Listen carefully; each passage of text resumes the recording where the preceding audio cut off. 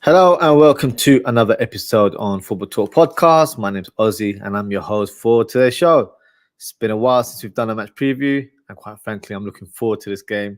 And I'll be honest, I've missed watching Liverpool. So big game coming up in match week 21 as we have a trip to the Vitality Stadium against Bournemouth. So this fixture for me is a bit of a tricky encounter, as Bournemouth have shown some great form so far this season. In the last 5 games, they've actually won 4 games and lost 1. And that defeat was against Tottenham on the 31st of December. In fact, that's the last time they actually played in the Premier League. They also played QPR in the FA Cup 3rd round and won 3-2 on the 6th of Jan. So they've had a long layoff, which for some could be regarded as a good thing, as players have had the chance to be rested.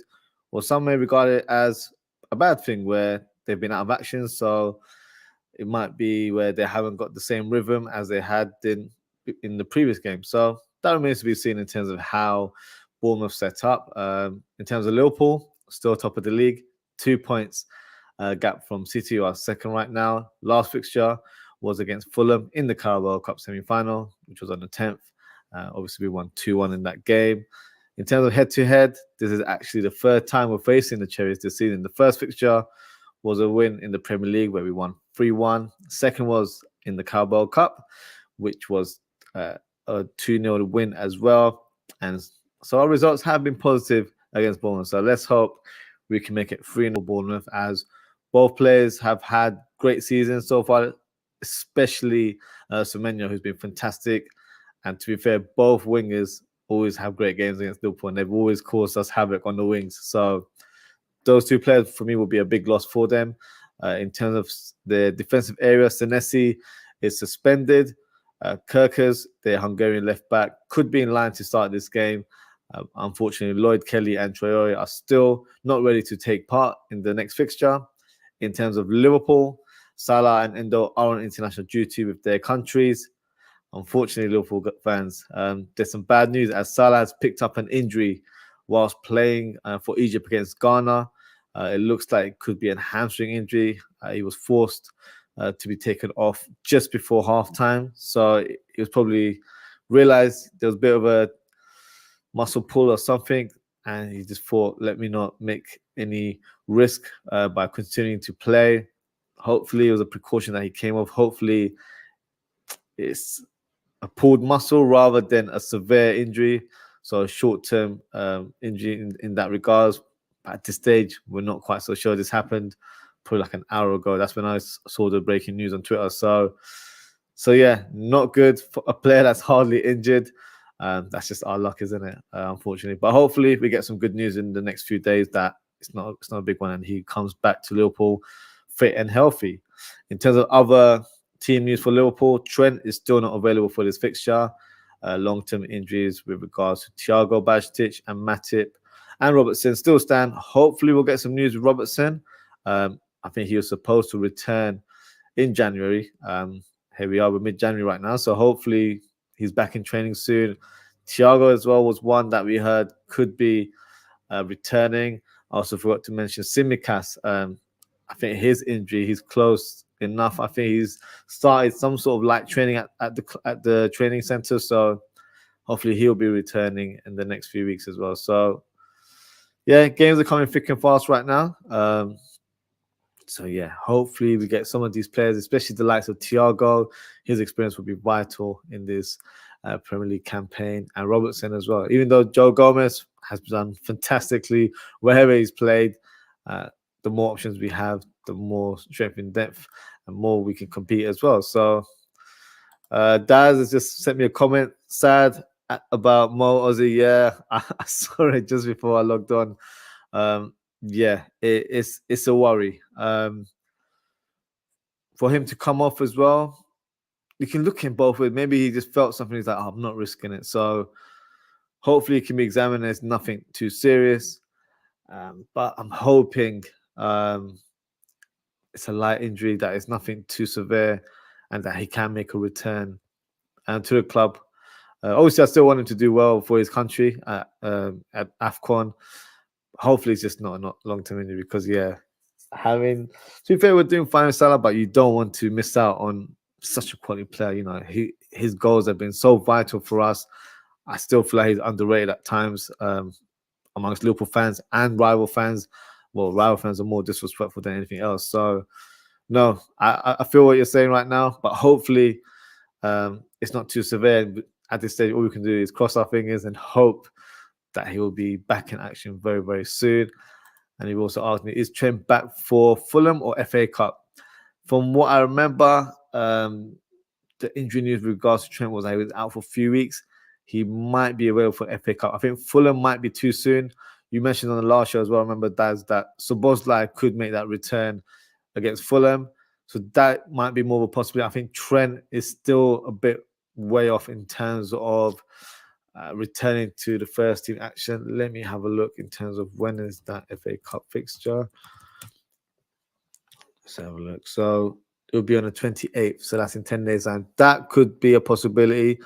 I'd probably say the aim will be Chelsea or Arsenal. We play Chelsea on the 31st and we play Arsenal on the 4th of Feb. So I would say even if he is fit and ready against Norwich City in the FA Cup, I'd rather save him for the Chelsea game and take it from there. So yeah, right now we're doing well. We've got young Conor Bradley in there, so who's doing a decent job. So we've got Bournemouth coming up, Fulham, Norwich City. So these are games I feel like he can definitely have an impression on. Against Chelsea, if Trent is available, then definitely he will start in those games. But at this stage, we're playing the guessing game, so we'll get some further concrete news in the days to come. So that's the team news there. What I'll do, I'll present both of the team lineups and just walk through the selection and let you know the tactical approach in terms of how the teams will set up, who will be the danger men, and who do we need to look at, especially for the Bournemouth team. So let me share the graphic with you guys for the Bournemouth team. So normally they play a 4-2-3-1 formation. So I don't think anything will change in regards to their setup. Iraola has been, you know, he had a shaky first few months in the Premier League as the new manager, but he's definitely put his imprint into this team. They've been playing some great football in the last few months. So yeah, definitely playing to his philosophy. In terms of the goalkeeper, it will be Neto, who's back from injury, so he will start. And then I mentioned Kirkes being available for this one, so I think he will start if he is fit. And then you've got Smith, who has been playing right back. You do have Max Aarons, but I think Smith might be favoured for this role. And the two centre backs of Senesi would have started, so he's not available for this fixture. So on the right side, it will be Zabani. And then his partner will be Mefem. I think he will come into the fold and complete that defensive back line. So that will be the back four, or back five, I should say, for Bournemouth there. Goalkeeper. In terms of the double pivot, I can see Billing starting this one too. I'm going to go with Philip Billing because he normally has a good game against Liverpool. Obviously, tall in stature, good on the ball, good left foot on him as well. But I feel like his physical presence might play a big part in terms of the way they set up. So I'm actually going to go for Billing to start in the double pivot. And alongside him will be Cook, who normally is one of the first names on the team sheet for Bournemouth. And then in terms of the advanced three, Tavernier will play on the right side, who's been fantastic so far this season, to be fair, has scored a lot of goals. As you can see, can play in different positions for Bournemouth as well. But I think the right side will be key for them, and that is the area I feel like they will utilize. Obviously, he'll be going toe-to-toe against our left back, who I predict will be Joe Gomez. So that will be an interesting battle on that side. And on the left side, I'm going to go for Sinisterra, who's had a few injuries this season, but whenever he has played, has shown some great form. Predominantly plays on the left wing. Katsina has a fantastic shot on him. So a player we definitely need to look out for. Number 10, I'm going to go for Justin Kluivert. So Kluivert can play in any of these roles, to be fair. He's normally predominantly a left winger, can play on the right, But I think this number 10 role, it just gives him a bit more freedom to move around here as well. Can even end up being the second attacker alongside Solanke. So it can even become a 4-4-2 formation, as you can see here. So yeah, they've definitely got variations, but the double pivot, they will be there throughout the game, making sure they're protecting the back line. These guys can switch around if required. I don't see that happen too many times in the Iraola team. Normally, the wingers do stick to their sides. Solanke, for me, has been in fantastic form. If you guys follow me on social media, I did a post or a short video, I should say, where I revealed my team of the season midway through, and I had Haaland as my main striker, not just due to his reputation. I think he was a more consistent goal scorer for me and has scored the most amount alongside Salah. But Solanke for me was actually second choice. I thought he's been in phenomenal form. I think he's scored 8 goals in 9 games. So he's been in, scintillating form so far this season. So yeah, huge mention to an honourable mention. I think he's been one of the informed strikers this season. A lot of people have said Bowen, Watkins, Haaland, which is all fair, and Son as well. But Solanke for me deserves a shout out. Obviously a former Red, so it'll be interesting to see how he performs against us. But yeah, I see them playing more of this sort of formation, but Kluivert will be given the room to roam around. Tavernier is more of a wide man, so I don't see him cutting in as much. If for some reason Sinisterra is sort of not as useful on that side, they could certainly switch. And then you have Sinisterra playing as a number 10. And you've got Kluivert in this area. But they will have this, they will definitely interchange here and there. But I think Kluivert will just have that free roll, ball carrying ability, which is fantastic on his side. So he'll carry the ball, make things happen, provide a service for the 3 players alongside him. So yeah, I think this will be the Bournemouth lineup. It's a strong team still. Obviously, the back line is not as experienced due to Senesi not being there. Smith for me is a decent player, but I feel like that's definitely an area we can definitely make use of and attack going forward. And then you've got Kirkes, who's an up-and-coming left-back, very skillful, great crossing ability, great engine on him as well. So definitely one to look out for, make sure he doesn't have any influence into the game.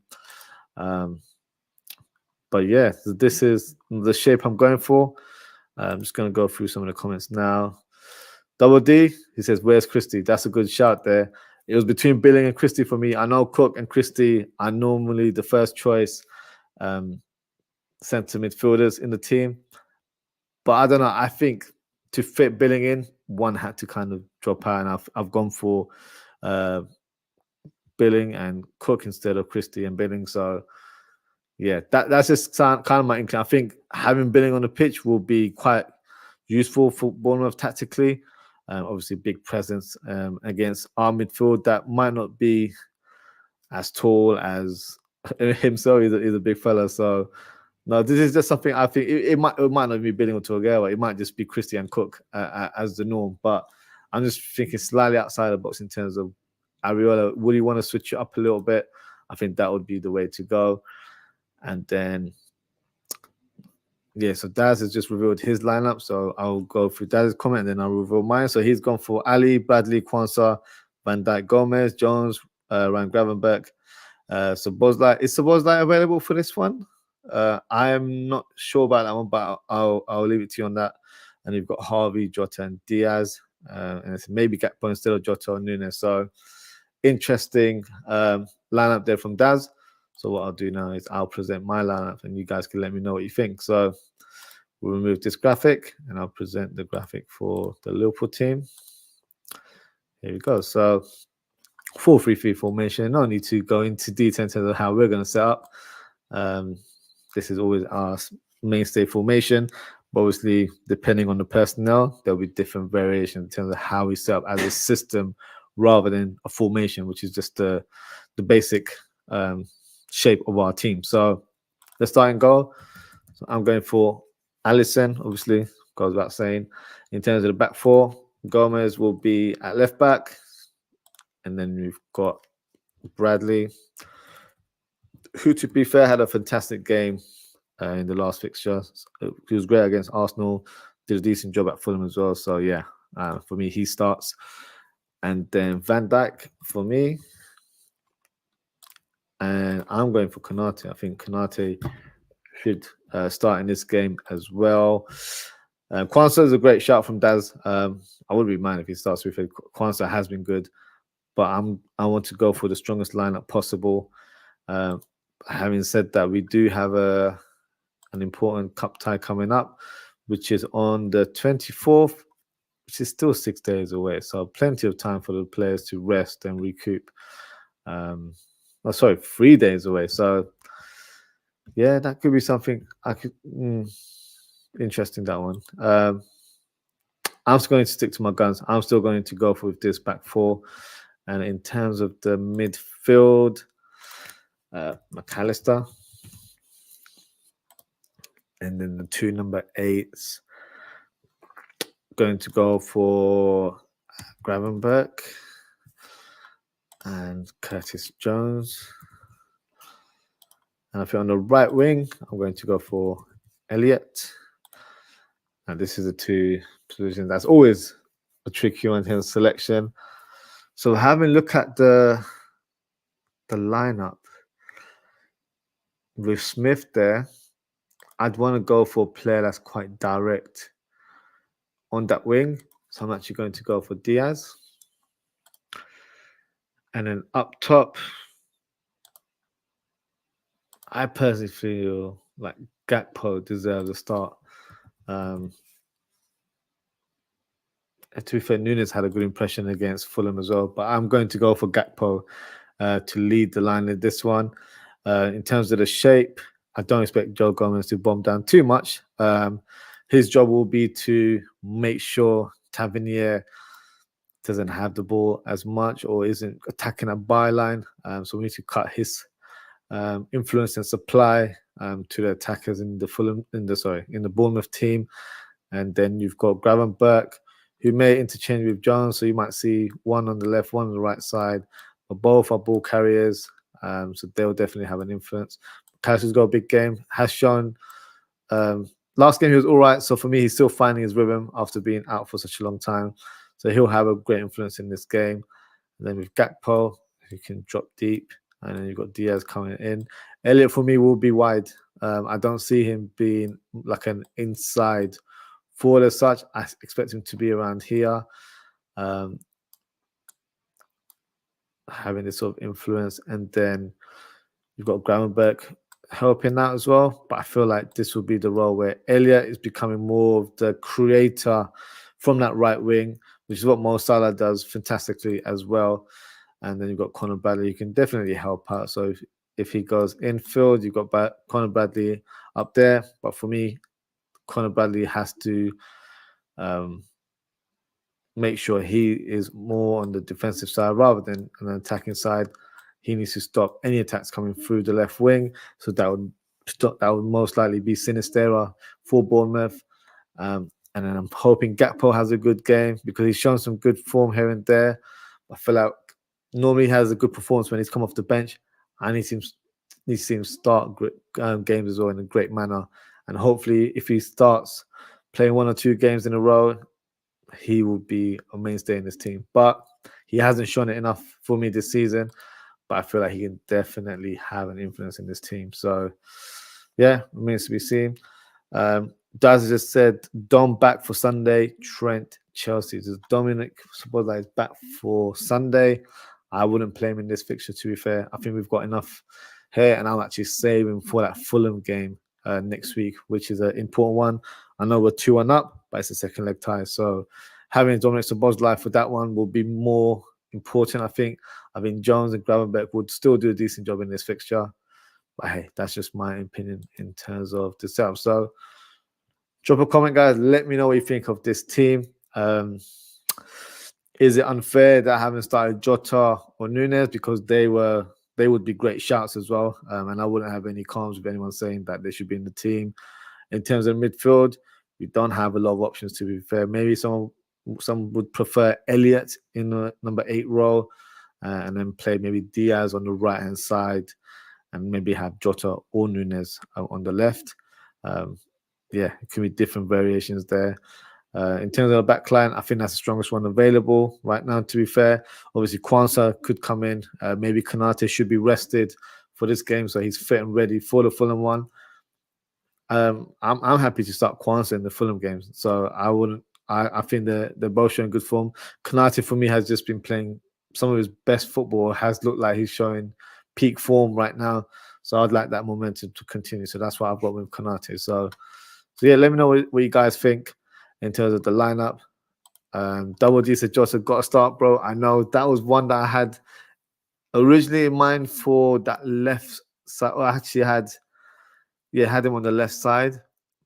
But I'm looking at the opposition. I'm looking at Smith. He's not the quickest fullback in the world. So I feel like maybe that's the player we go at. So I'm thinking Diaz in the first hour, causing havoc on that side, and then bring Jota on.